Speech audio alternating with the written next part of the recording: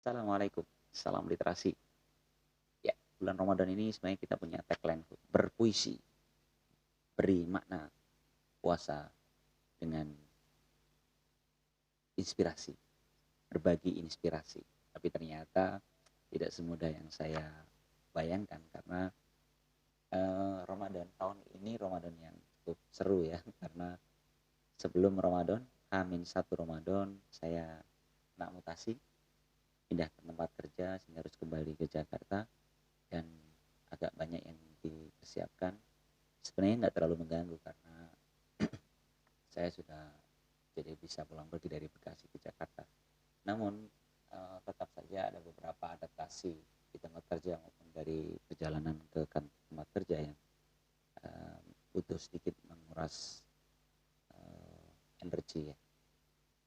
Sehingga itu sebenarnya juga bukan alasan yang tepat sih sebenarnya. Karena justru di beberapa hari ini banyak sekali asupan nutrisi literasi yang saya nikmati gitu.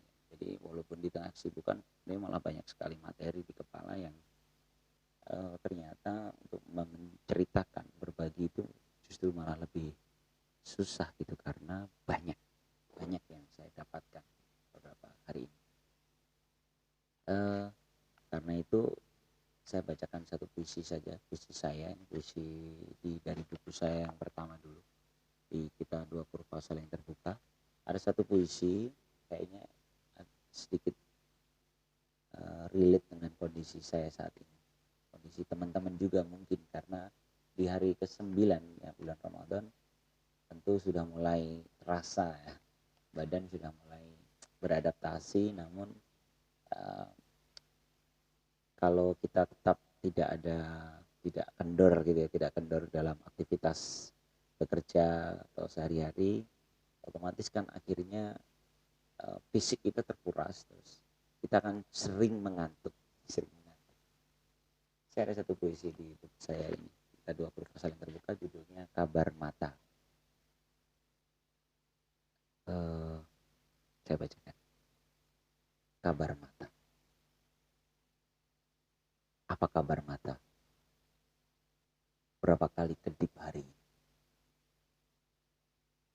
Pasti banyak cerita terisap kornea hingga retina dan menjadi data. Tapi malu-malu sesiang tadi tatap sekilas saja. Apa kabar mata? Berapa kata kau sesap maknanya? Betapa lelah hari-hari, rupiah pasrah terkulai sekarat, lalu lalang kebutuhan saling sikut, keinginan bertabrakan, berdenyut di dasar perut. Apa kabar mata? Ku tahu kau rindu gulita, kelopakmu ingin istirahat, tubuh renta, rubuh, rindu, rebah.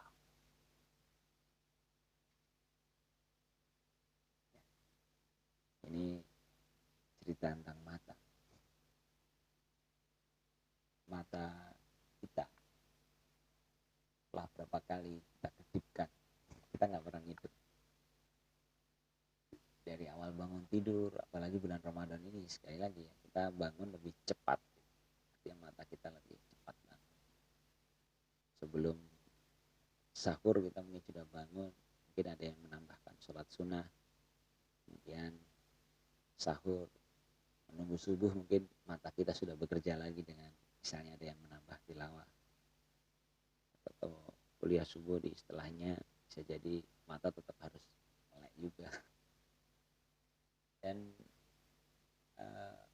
mata ini kan tidak sekedar melihat tapi juga membaca. Makanya di bait kedua tadi saya katakan mata dan berapa mana yang telah kamu sesap, karena mata juga lah yang mengesap mana-mana dalam buku-buku yang kita baca.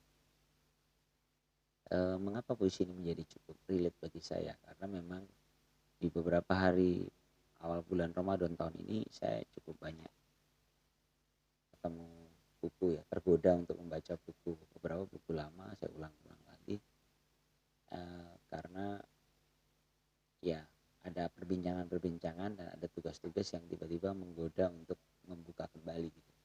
Dan itu tentu membuat lelah. Lalu mata juga lah yang menatap perselisihan antara mimpi dan kenyataan, perselisihan, perbedaan. Terkadang dia baca buku, dia menemukan dasar-dasar teori seharusnya seperti apa kita menjalani kehidupan ini, kenyataannya dalam prakteknya berbeda. Sehingga mata juga yang menjadi saksi terlukanya hati karena tidak sesuai dengan keinginan. Lalu bagaimana keinginan yang bertabrakan dengan berdenyut di dasar perut. Ini cerita tentang ya tadi yang saya sampaikan tadi. Ada beberapa kenyataan yang tiba-tiba kok jadi gitu, kok nggak sama gitu. Dan ini akan sering kita alami hal-hal seperti ini, benturan-benturan seperti ini. Yang kata Anies Mata dalam satu kolomnya dulu, dia menulis, Anies Mata ini menulis di satu kolom rutin di majalah Tarbawi. Saya waktu masih awal-awal kerja dulu ya, itu sering berlangganan majalah Tarbawi, dan di situ dalam satu kolomnya Anies Mata menuliskan tentang kalimatnya begini. Saya ingat karena itu menarik sekali. Kata Anies Mata di situ bahwa sebenarnya pahlawanan itu diawali dari rasa gelisah orang-orang yang menyimpan ketidaknyamanan ketika kenyataan yang terjadi itu tidak sama dengan yang seharusnya. Jadi ada kegelisahan. Karena itu mata yang menjadi saksi atas kejadian di sekitar kita yang berbeda dengan yang seharusnya itu bisa menjadi produknya ada dua kemungkinan. Yang pertama, dia kan kecewa ya karena tidak sama dengan kenyataan. Tapi di satu sisi kecewaan itu jadi apa gitu? Jadi perlawanan, bukan perlawanan maksudnya. Jadi ingin berusaha mengubah agar sesuai dengan kenyataan, sesuai dengan yang seharusnya, atau sebaliknya justru menjadi semakin apatis, semakin ya sudah lah. Nah, titik itulah ya. Jadi kalau yang dikatakan Anies Mata tadi, bahwa kegelisahan atas perbedaan itulah yang menjadi dasar kepahlawanan, walaupun akan bisa menjadi tidak menjadi apa-apa, tidak menjadi kepahlawanan kalau dia justru malah menyerah. Jadi ya udahlah. Contoh yang sering saya sampaikan yang sering dalam obrolan saya gitu ya, saat-saat ngopi bareng itu. Ketika ada jembatan penyeberangan, lalu banyak orang yang menyeberang jalan di bawah, jadi nggak lewat jembatan penyeberangan. Dan ketika ada yang mau nyebrang lewat jembatan penyeberangan itu, alah capek, malah jauh katanya gitu. Seolah-olah cara yang benar itu tuh malah justru aneh. Nah ini kan bahaya ketika kita terbiasa melakukan hal-hal yang tidak seharusnya. Justru yang seharusnya dilakukan menjadi sesuatu yang aneh. Nah, kegelisahan orang-orang yang ingin mengembalikan ke yang seharusnya itulah bisa jadi itu adalah dasar-dasar pahlawanan. Mungkin cocok ini ya saya sampaikan di hari ini tanggal 21 April tahun 2021. Ini tanggal yang indah, 21/04/2021. Jadi di hari Kartini ini kan cerita tentang anak perempuan yang memiliki mimpi tadi. Dia menjaga kegelisahannya bahwa enggak pas, enggak bener nih kalau perempuan tidak memiliki hak untuk berpengetahuan seperti layaknya laki-laki. Bayangkan gitu ya, dalam kondisi yang saat itu aneh sekali ada perempuan Jawa yang berani seperti itu. Kenapa dia seperti itu? Karena dia membuka percakapan dengan dunia, dan dia tahu bahwa di luar sana itu nggak kayak gini. Dan dia nggak terima dengan hal itu. Dan dia berusaha mengubahnya. Karena itulah dia akhirnya menjadi seorang pahlawan. Jadi ini juga yang perlu tersampaikan mungkin ya ke kita semua, karena kadang-kadang Kartini itu hanya dianggap ya berkebaya gitu kan, pakaian daerah gitu. Kita tidak menyentuh sisi-sisi pikiran-pikiran besar seorang Raden Ajeng Kartini yang tadi dia memiliki keluasan pengetahuan, dan keluasan pengetahuan itu dia dapat dari keberanian melawan sistem yang terjadi saat itu. Karena dia anak perempuan, harusnya gak usah belajar, dia tetap belajar, bahkan dia mengajarkan pada sekitarnya.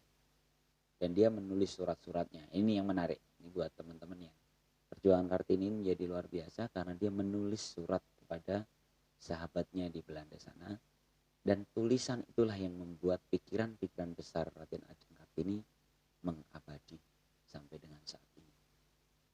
Karena dia tuliskan, kalau nggak ditulis bisa jadi sudah lupa, orang nggak ada yang mencatat ke pikiran-pikiran besarnya Raden Ajeng Kartini. Ini adalah pentingnya dunia literasi.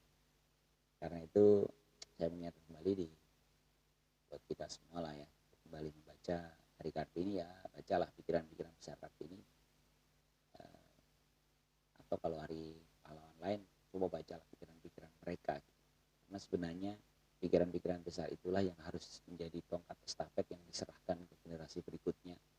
Insya Allah siapa tahu itulah yang akan menyelamatkan kita jadi bangsa yang lebih baik dari hari ke hari. Waduh, jadi seru banget, jadi berat.